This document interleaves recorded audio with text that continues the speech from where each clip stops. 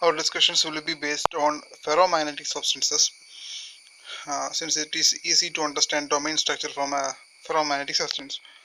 As you can see in this diagram, ideally a ferromagnetic substance should have, or at low temperatures, the ferromagnetic substance should have parallel magnetization.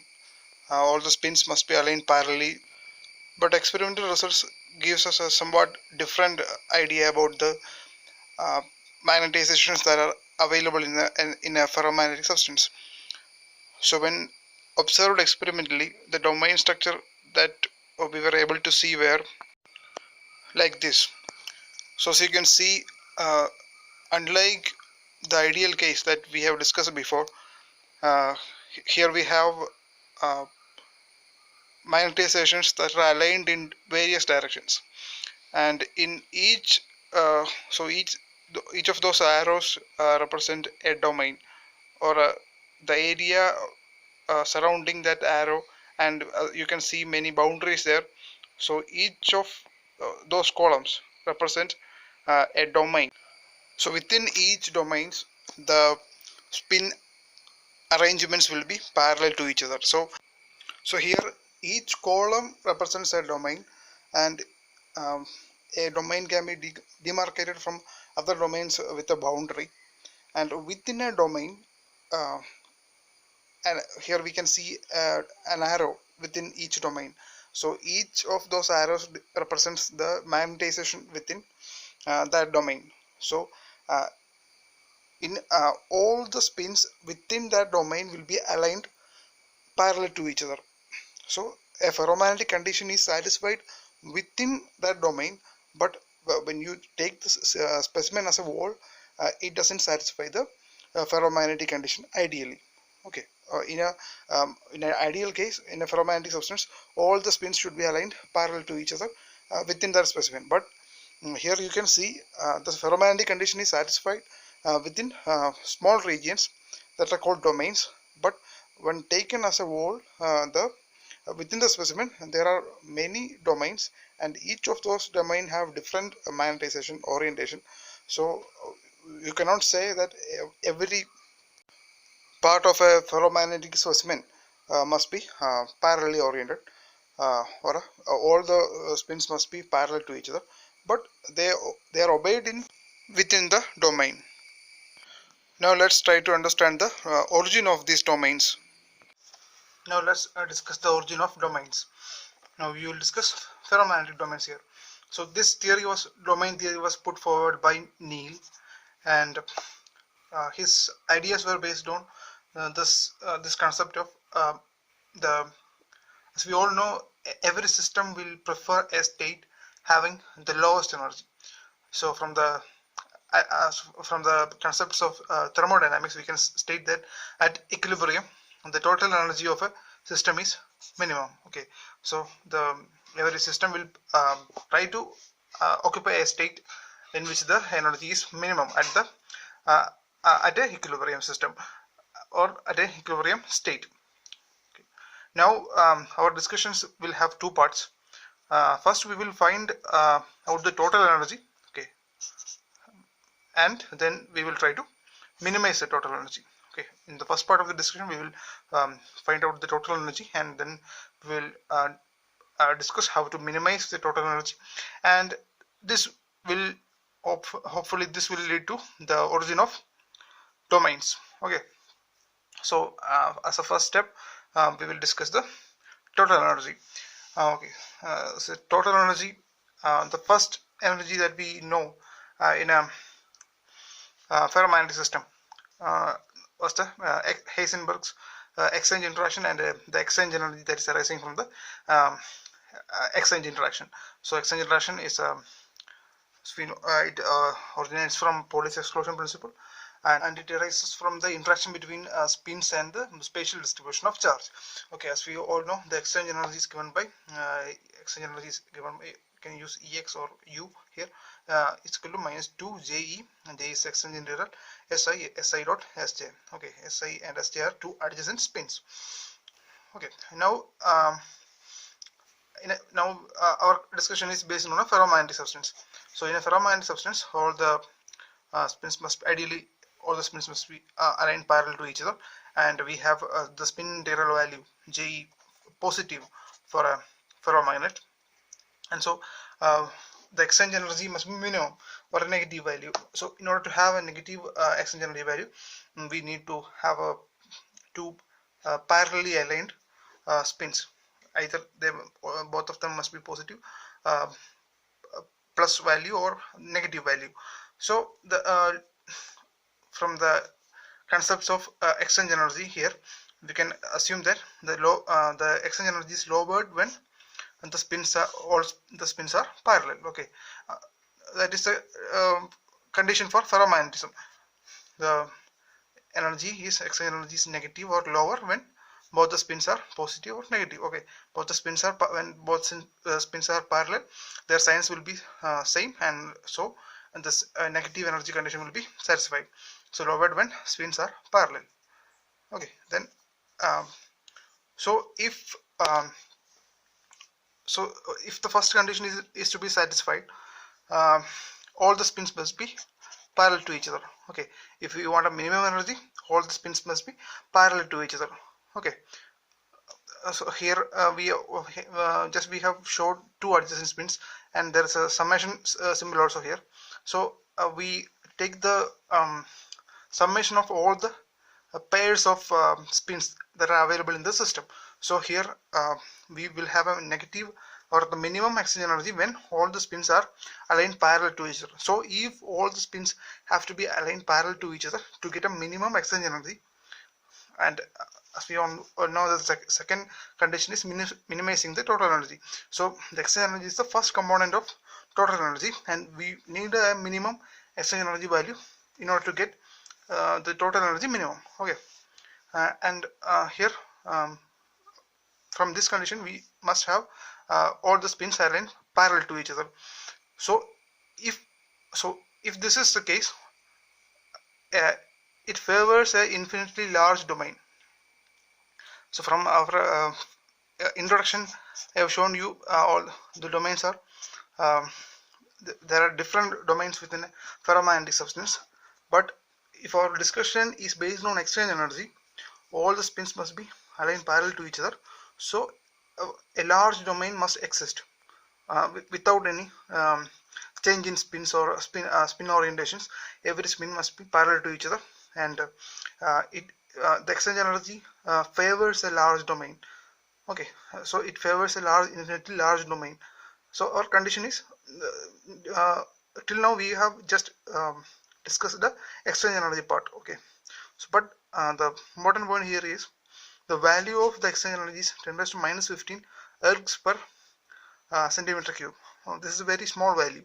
So exchange energy favors a large domain, but the exchange energy value per centimeter cube is a very small value. So it can't exert its own influence to align each and every spins available within the system in the parallel orientation.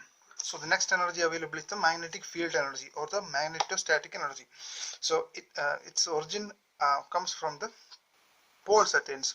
Okay, if we have a specimen here, it's a ferromagnetic specimen, and we have domains aligned just like this, and so at the end it have a pole. We have a pole, let it be a north pole, and here we have a south pole. So there will be a magnetic field that connects these two poles. Okay, north to south. Okay, so as you can see, due to the domains that are available within the system, okay, there will be many domains within the system, and they may be cancelling each other. The magnetization will be maybe on different orientations, and they might cancel each other. But at last, if you consider edges of this specimen, there will be some domains that are not cancelled, or okay, not cancelled within the by another domains that are aligned in the opposite direction. So here at the edges we will have some poles. Okay, that leads to a that produces an external field. okay, that produce an external field H. Okay, so that produces an external magnetization or a magnetic field outside the specimen, as you can see in this figure.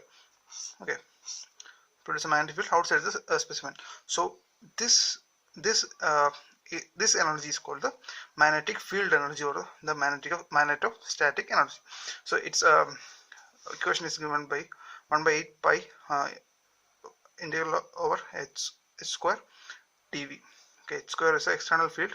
The integration covers all of the field. Okay, and now we know that this is a magnetic field. Okay, that is outside the specimen. So there is a relation between magnetization and a direct proportionality between magnetization and the magnetic field produced. Okay, magnetization and magnetic field produced. So the saturation magnetization within this specimen will be of the order of 10⁶ ergs per centimeter cube. Now this is a very large value compared to the exchange interaction value, which was 10⁻⁻15 ergs per centimeter cube. Now so that much dependence or that much energy is there in the magnetic field energy. So this is a very important player in our discussion on the formation of domains. Now as we all know, at equilibrium we must have a minimum energy. So we need to minimize this magnetic field energy. So how do we minimize the magnetic field energy? So if you want to minimize the magnetic field energy, we need to reduce the volume in which the external field exists. Okay, now in this we can see here we have a north pole and south pole. So if here we have the entire area here is the north pole, okay, and the entire area here is a south pole. So there will be a large field connecting these two opposite poles. But if we can reduce that to a north pole, south pole, north pole, south pole, and a south north, we can have field lines like this only. Okay, connecting opposite poles. Okay, you can have magnetic field lines like this. So it comparatively they, so as you can see, we have lowered the volume in which, so here in our first case we had the entire volume corresponding to entire area corresponding to a north pole and a south pole. So now if we, and so it is because of that condition we had such a large field. And if we can reduce the volume of a pole, so if you can reduce the volume in which the external field exists, we can reduce the magnetic field, the creation of that strong magnetic field that is very that have a large energy value. So by reducing the volume you can decrease the energy. So we will discuss all this in detail later. Okay, now the third kind of energy available within the system is the anisotropy energy. As we know, if we have a specimen here, if we take if we analyze the character of this specimen in different directions, if in all those directions, if the specimen behaves in the same manner, we can call that specimen as a isotropic character, or we can analyze the some property, that is, if we are analyzing some property of this specimen in different directions, we can say according to that property the specimen behaves isotropically in different directions, or the character is same in different directions. And by anisotropy we mean that in different directions that property will be different. The property under study will be different in different directions, and then we call such a property as an anisotropic property. Now we are going to understand anisotropy energy. Here we have the magnetization curve for a single crystal of iron for different directions of the field relative to the crystal axis. Now we are studying the magnetization for iron along different crystal axes, and in y-axis you can see magnetization, and in the x-axis you can see the externally applied magnetic field. And we are studying the magnetization that are available in that iron crystal in different planes, say 100 plane, 110 plane, 111 plane. And you can see from this graph, on the topmost graph shows the magnetization curve for 100 plane. And as you can see from that graph, it achieves the saturation magnetization or stabilization in the magnetization that can be produced within the 100 plane, or the saturation magnetization at a very low externally applied magnetic field. At a low H value, it achieves the saturation.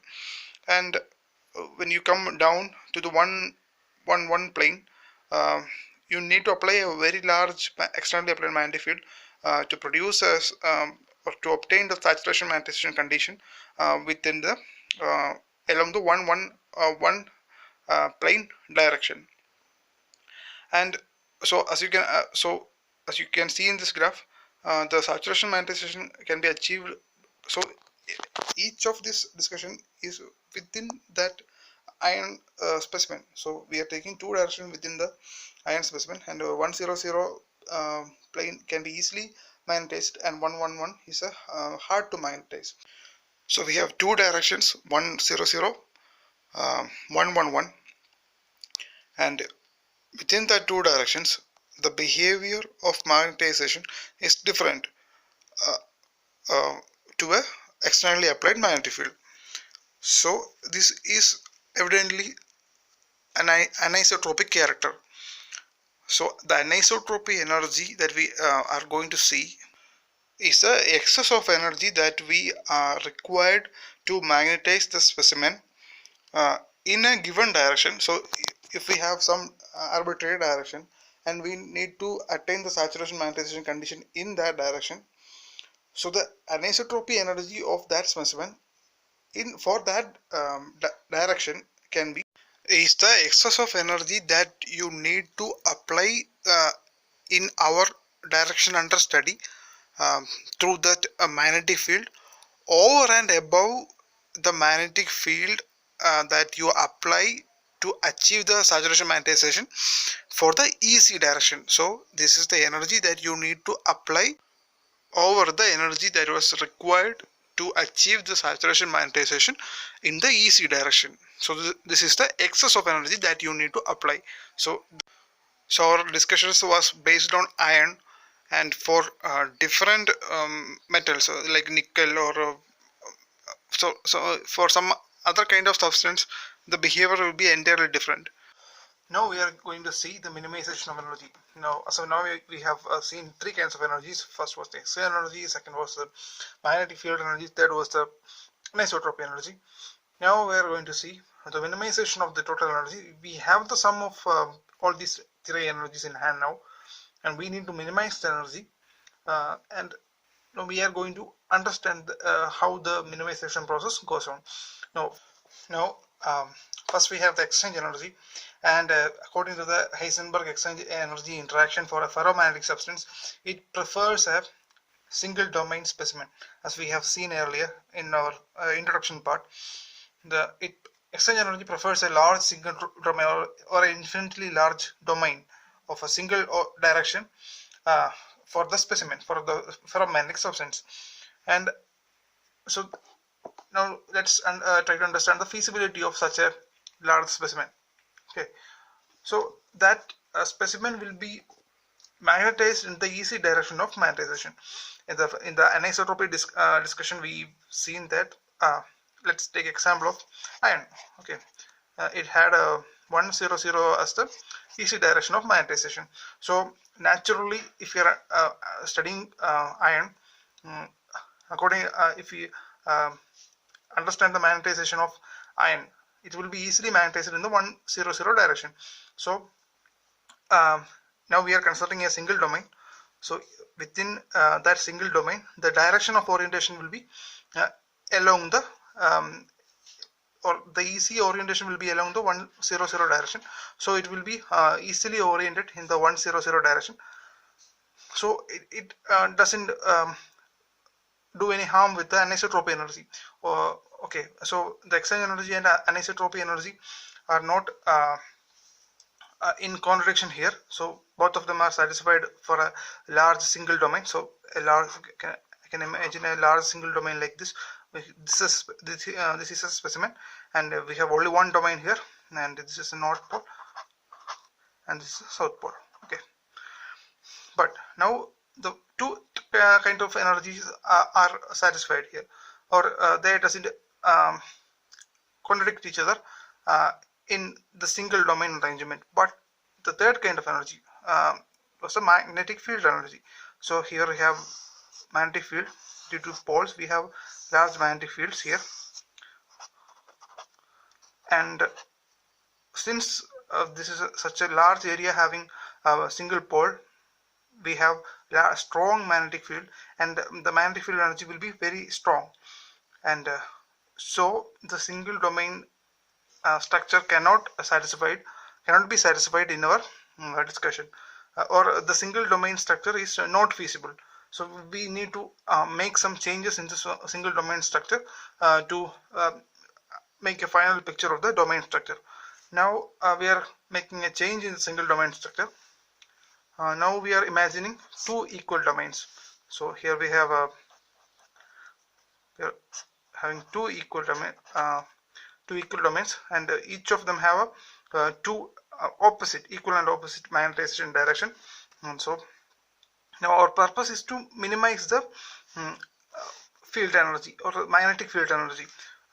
Okay, now we have a north pole and south pole here. Here north pole and south pole. So the field will not be as large as this, because we have north pole and south pole here itself. So the interaction with the magnetic field created will be comparatively smaller. Or if you divide this single domain into half, the magnetic field energy will be reduced to half. And it also, this condition also doesn't interfere with the anisotropy energy, because here imagine for iron we have 100 direction of the EC direction, and it doesn't move away from this 100 direction, because within that 100 direction we have we have a magnetization in up direction and said down direction. So it doesn't, if this is a 100 plane, it doesn't move away from the 100 plane. Okay, so it's satisfied with the anisotropy energy, and so now we have from the first case we have decreased the magnetic field energy by half also. So this is a feasible condition. So we can reduce we need the minimum energy condition. So we can, now we have half of the magnetic field energy compared to the first condition. Now we can imagine many such domains, small areas with the opposite magnetization like this. Okay, so we can have a north south, and the magnetic field energy can be further decreased. So okay, now we will get even smaller magnetic field here due to this four number of domains. So we can further decrease the magnetic field energy, and so it seems that we can end our discussion here, but there is one problem with this arrangement. So now we have boundaries here. Now we are as we are increasing the number, now we can, if we want to decrease the magnetic field energy, we can imagine large number of domains here, say n domains here. Each adjacent domain will be oppositely arranged, and so we can decrease magnetic field energy by a considerable amount. But there is these boundaries here. They are called domain walls, or Bloch walls. Okay, so increase in number of Bloch walls will try to increase the energy of the system. So if you are increasing a large number, if you are dividing this specimen into large number of domains, the number of boundaries will increase, and the increase in Bloch walls will try to increase the energy of the system. So we want the total energy of the system to be minimized. So we can't divide the specimen into infinitely large number of domains, because increase in number of boundaries or Bloch walls will try to increase the energy of the system. So we want to minimize the magnetic field energy. So in order to minimize it, we want to divide the specimen into a large number of domains, but the increase in Bloch walls will try to increase the energy of the system. So when we are decreasing the magnetic field energy, the Bloch walls energy will try to increase. So we want to find a balance between these two. So in order to balance that, we are going forward with another kind of here we need to make magnetic field energy 0, and we want to have a minimum number of boundaries. So in order to satisfy these two conditions, we introduce triangular domains. So here we introduce these kind of boundaries, and these kind of domains will be there in the system. So towards the end of or the pole region, here in the previous case, here we had poles, and that poles was the creation of magnetic field and magnetic field energy. So here we are designing a system in which the domains are aligned in this manner. Okay, and the domain structure will be like this. So it will be like a closed loop. So it is due to this structure we have they are called the triangular domains or closure domains. Okay, now when we try to analyze this domain, we have poles. North pole, here we have north pole, south pole, again south pole, north pole, south pole, north pole, and the poles are aligned in very close to each other, and the magnetic field will be contained within the specimen, and we will not have an external field like we had in the previous case. So the triangular domains or closure domains will contain the magnetic field energy to nearly to 0, and in this system we don't have that much boundaries as we had in the previous case. In the previous case we had large number of uh, boundaries, and that boundaries will try to increase the energy of the system, and we have also solved this problem, and we used this large number of domains to decrease the magnetic field energy. So that problem is solved with the closure loops or the triangular domains. So we need not have such a large number of boundaries, and we have very less number of boundaries here. So triangular domains try to give a feasible domain structure to the ferromagnetic substance that we are studying. But we have one more problem here. So that problem arises from the triangular domain structure. Okay, that is called the magnetostrictive strain energy. So magnetostrictive strain energy, it is defined by the can be explained as the dimensions of crystal are changed on being magnetized. So if we consider the case of iron, the iron expands along the magnetization direction and contract laterally.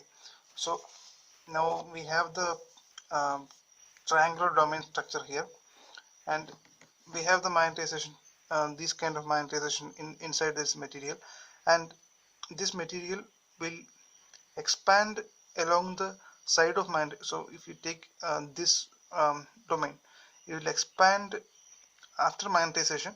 It will expand along its direction of magnetization and will contract laterally. Okay, the lateral section of this domain will contract. Okay, likewise here also it will expand laterally.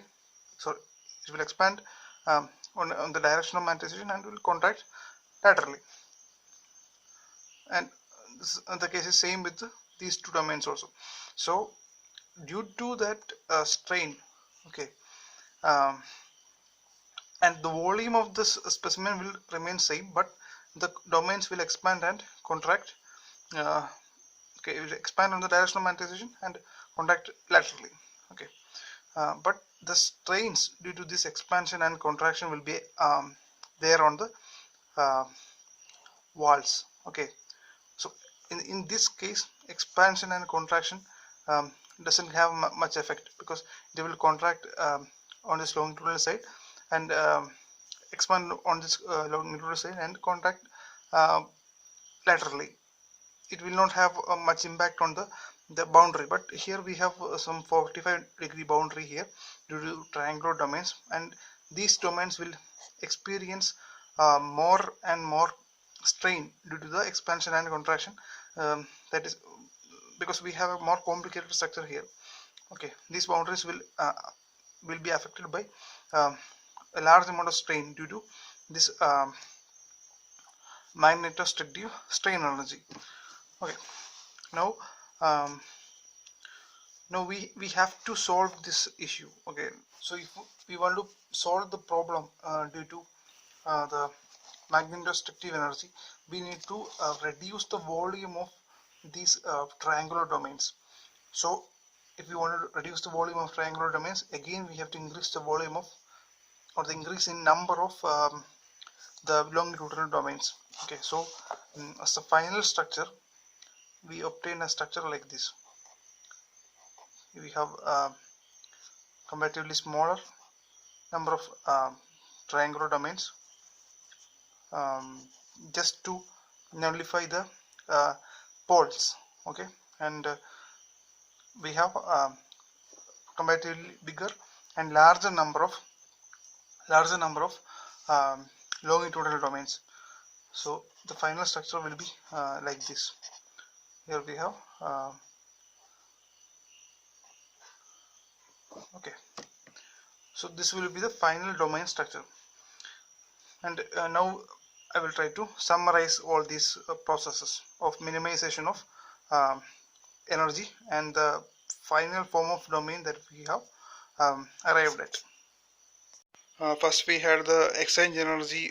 In order to attain the exchange energy minimum, we used the single domain structure, and the single domain structure, the anisotropy energy was also minimum, um, and but we had a large magnetic field energy due to the large number of poles with a high area on both the sides of the specimen. So we dropped that model, and in order to minimize the magnetic field energy, we adopted the two domain model in the picture B, you can see. So here the magnetic field energy gets reduced, but one boundary is introduced in the system, and comparing to the picture A in the figure B, the magnetic field energy get reduced by half. So if you want to minimize the magnetic field energy, we can introduce a large number of domains, and each adjacent domain will have opposite magnetization. And taking that idea forward, we have the third figure C. So there we can again reduce the magnetic field energy by introducing a large number of domains. But then we came across the problem of Bloch wall. So when we increase the number of domains, we will also increase the number of boundaries between domains, and due to a large number of boundaries, and each boundary will try to increase the energy of the system.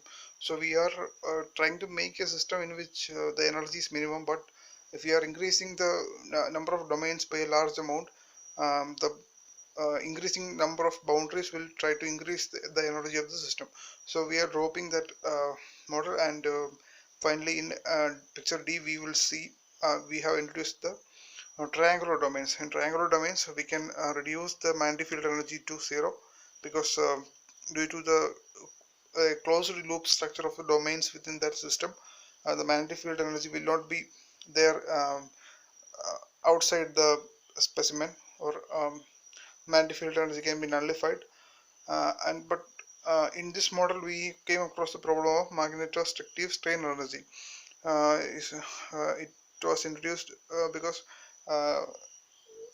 some materials like iron will increase its the domain size will be increased in the direction of magnetization or elongated in the direction of magnetization and get contracted laterally. So due to the triangular structure of the domains here, the domain walls will face large amount of strain, and so if we want to minimize that strain in the domain walls and the resulting magnetostrictive strain energy, we need to decrease the boundaries that are in the triangular domains. So again we are increasing the number of uh, a number of domains here. The longitudinal domains will be increased in number, and so that we can reduce the uh, triangular domain boundaries, as you can see in the figure E. That will be the final structure of domains, um, and you can see, but here also we cannot increase the number of longitudinal domains to a large number, because they will increase the number of boundaries, and the boundary wall energy will also get increased, and so we will end the division of the specimen into large number of uh, domains uh, in a ideal case in which the magnetostrictive energy will be reduced, the boundary wall energy is minimum, and we will attain at a will end up dividing the domain in a balanced. Now let's try to understand the concept of Bloch walls. Uh, a Bloch wall or the domain wall is a boundary between two adjacent domains. So we have two domains that are oppositively um, they have opposite magnetizations, and according to Bloch, this domain wall doesn't change the magnetization direction all of a sudden, or we are not expecting an abrupt change in magnetization between at the boundary of domains. According to Bloch, he says that the transition from one domain to other domain having opposite magnetization take place gradually. So as you can see in this figure, there is a gradual transition from one down directed magnetization to up directed magnetization. So now we are going to explain why this change in magnetization take place on such a gradual manner. So according to him, the change in direction of magnetization take place gradually, and why it should be gradually, because um, the total change in spin direction. So we have a domain wall here. Here the both magnetizations in opposite directions. Both these domains have magnetization in opposite direction, and rather than having a change that is very sudden from up to down, if you change the magnetization in a very slow and change the angle by very small angles, and it takes place within a large amount. We have a thick wall, and along the wall the spin changes from up to down in a very gradual manner.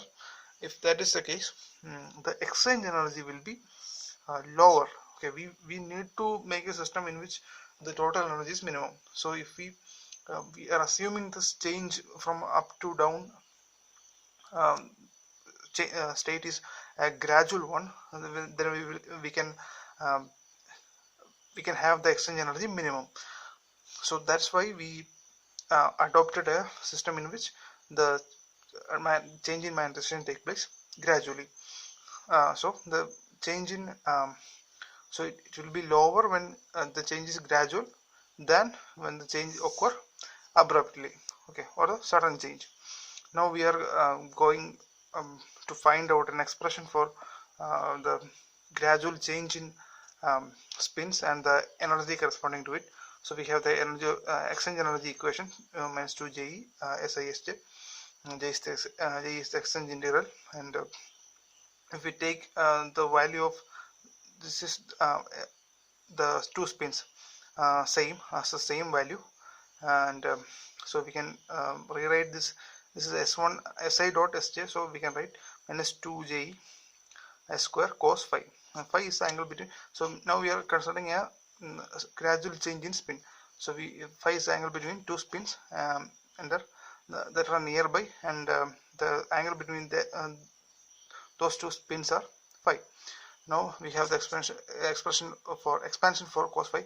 It's 1 minus phi square by 2 plus. Okay, we have a series expansion, and we are substituting for cos phi here, and ignoring the higher terms, we will get minus 2 Je S square into 1 plus phi square divided by 2 Je S square. Now we can cancel these two 2's, and so we have the ground state energy plus an excess energy. Okay, that excess energy came from the fact that the spin of the two adjacent spins are at an angle phi. There's an angle phi between the two adjacent spins. So change in exchange energy is given by the last expression minus the ground state energy, and we can find that as Je square S square and phi. Now, so the total change in angle between two domains, we can if we assume the total change in angle between domains as phi 0, and now this change in phi 0 angle can be imagined to be taking place in a large number of steps. Okay, large number of steps as a gradual change. Okay, it's a gradual change. This change take place, and so this expression can be written as let I exchange for a pair. So if this change take place in n steps, the change in exchange energy can be expressed as Je S square phi 0 divided by n all square. Okay, instead of this phi square, this phi corresponds to a small change, and and those small changes sum up to a big change phi 0, and so in terms of phi 0 we can write this equation as phi 0 divided by n whole square. Okay, now if we have, this is the energy for a pair. Okay, if we have n plus 1 such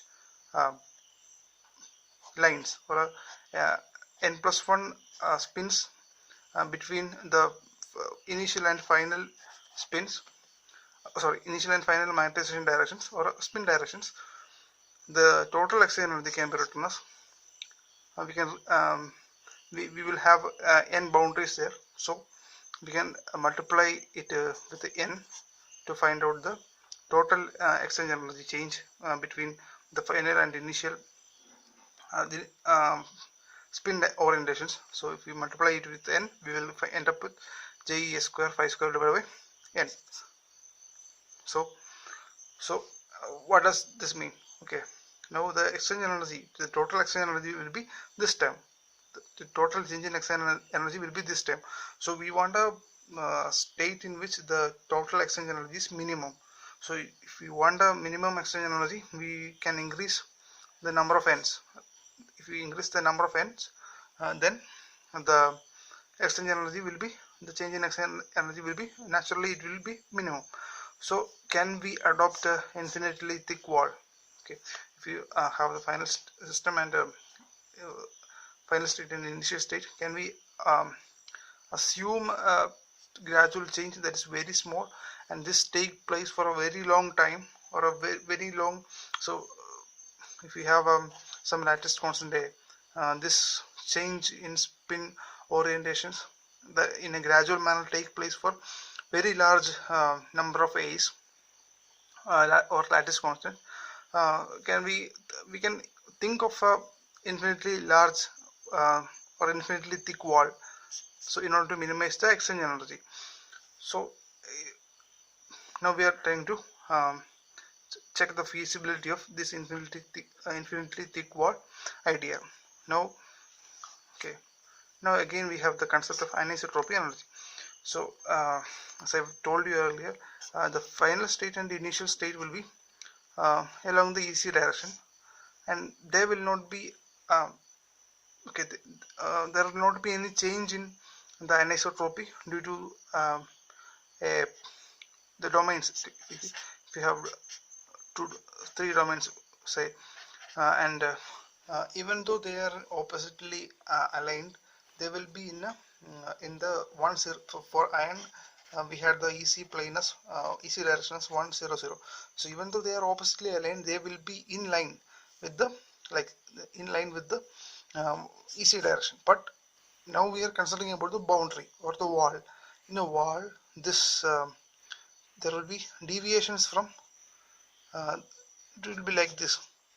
There will be deviations from this will be the initial state and this will be the final state, but along the wall there will be this type of deviations from the EC direction.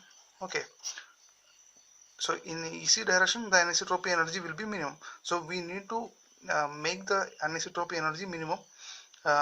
So if we are considering an infinitely thick wall, we will have a large number of spins that are out of line with the EC direction.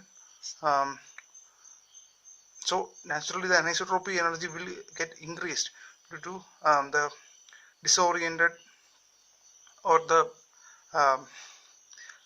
spin directions that deviates from the EC direction. Okay, so if you have infinitely thick wall, we will have large number of spins aligned in out of line with the EC direction, so the anisotropy energy will be naturally increasing. So we need to find a balance between the minimum exchange energy and minimum anisotropy energy. So the rest of our discussions will be we will consider a wall parallel to the cubic face of a simple cubic lattice. So we are taking a simple cubic lattice to study the balance between exchange energy and anisotropy energy. So the total energy will be sum of exchange energy and anisotropy energy. For now we are considering about the Bloch wall. So we previously we have found out the exchange energy, change in exchange energy as this equation, and for a now for a single cubic lattice we need to multiply this was the total term, so we need to find out the energy for a simple cubic lattice for a single lattice. So we multiply it with the number of lines atoms per unit area. Okay, so in a simple cubic atom we have one atom per unit cell, so and the area will be a square. A is the lattice constant, and so substituting a square we will get JE square, and so we are considering about the transition between one up and one down domains. So the change in angle will be 180, so we replace phi 0 by pi square and Na square, and so instead of so we have anisotropy energy as a constant k into number of lines or the number of spins exist between the final and the initial state, that will be n, and into a lattice constant. So we can't have a large number of n's because the anisotropy energy will increase. So we need to find out the number of n, how many n can be there in the system, in the wall, in the Bloch wall, and at the same time we want to have a minimum energy. So these two conditions have to be satisfied, how many n and minimum energy. These two conditions have to be satisfied, and to find out the number of n's, the final number of spins in between the final and initial state, we and minimize the energy with respect to n. Now we induce as condition d by dn equal to 0.